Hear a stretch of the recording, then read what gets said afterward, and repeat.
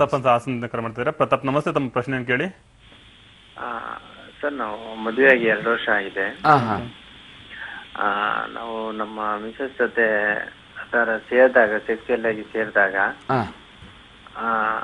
ಸೇರುವಂತ ಸಮಯದಲ್ಲಿ ನಮ್ಮ ಕೃಷ್ಣ ಅಷ್ಟು ರಭಸವಾಗಿರೋದಿಲ್ಲ, ಅಂದ್ರೆ ಗಡಿಸುತನ ಅನ್ನೋದು ಇರೋದಿಲ್ಲ. ಮತ್ತೆ ನಮ್ಮ ಪತ್ನಿಯವ್ರಿಗೆ ಸ್ವಲ್ಪ ಲೈಂಗಿಕವಾಗಿ ಸಂತೃಪ್ತಿ ಸಿಗ್ತಿಲ್ಲ ಅಂತ ಹೇಳ್ತಾರೆ. ನಮ್ಗೆ ಇನ್ನೂ ಮಕ್ಕಳಾಗಿಲ್ಲ. ಸೊ ಅದನ್ನ ಇಂಪ್ರೂವ್ ಮಾಡ್ಲಿಕ್ಕೆ ಅಥವಾ ಅದನ್ನ ಡೆವಲಪ್ ಮಾಡ್ಲಿಕ್ಕೆ ಏನಾದ್ರು ಸಜೆಷನ್ಸ್ ಅಥವಾ ಟ್ರೀಟ್ಮೆಂಟ್ ಏನಾದ್ರು ಇದೆಯಾ? ಖಂಡಿತ ಇದೆ.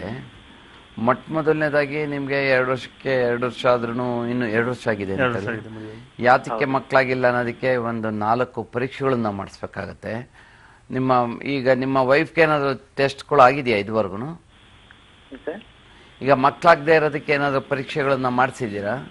ಇಲ್ಲ ಇಲ್ಲ ಸರ್, ಇಲ್ಲ. ಅದೇ, ಈಗ ನಿಮ್ಮ ಮಡದಿಗೆ 3 ಪರೀಕ್ಷೆಗಳನ್ನ ಹೇಳ್ತೀನಿ, 3ನ್ನ ಮಾಡಿಸಿ ಏನೇ ಡಯಾಗ್ನೋಸ್ಟಿಕ್ ಸೆಂಟ್ರಿಗೆ ತೆಗೆದುಕೊಂಡು ಹೋದ್ರೆ ಮಾಡಿಕೊಡ್ತಾರೆ.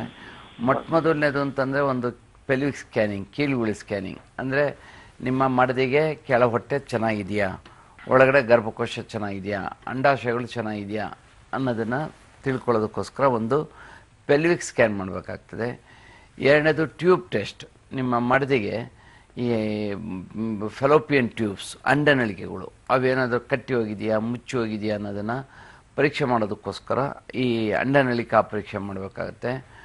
ಮತ್ತು 3ನೇದು ಅಂಡೋತ್ಪಾದನಾ ಪರೀಕ್ಷೆ. ಈ ಅಂಡಾಣುಗಳು ಬಿಡುಗಡೆ ಆಗ್ತಾ ಇದೆಯಾ ಇಲ್ವಾ ಅಂತ ಒಂದು ಪರೀಕ್ಷೆ.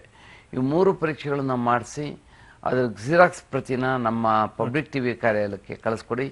ಜೊತೆಗೆ ಅದರ ಕವರ್ ಮೇಲೆ ನಿಮ್ಮ ಮೊಬೈಲ್ ನಂಬರ್ನ ನಮೂದಿಸಿ ನಾವು ನಿಮಗೆ ಎಲ್ಲ ರಿಪೋರ್ಟ್ಗಳನ್ನ ನೋಡಿ ನಿಮಗೆ ಕರೆ ಮಾಡಿ ನಿಮಗೆ ಚಿಕಿತ್ಸೆ ಕೊಡ್ತೀವಿ. ಜೊತೆಗೆ ನಿಮಗೆ ಅಂದರೆ ಹಸ್ಬೆಂಡ್ಗೆ ಒಂದು ವೀರ್ಯ ಪರೀಕ್ಷೆ ಮಾಡಿಸ್ಬಿಡಿ.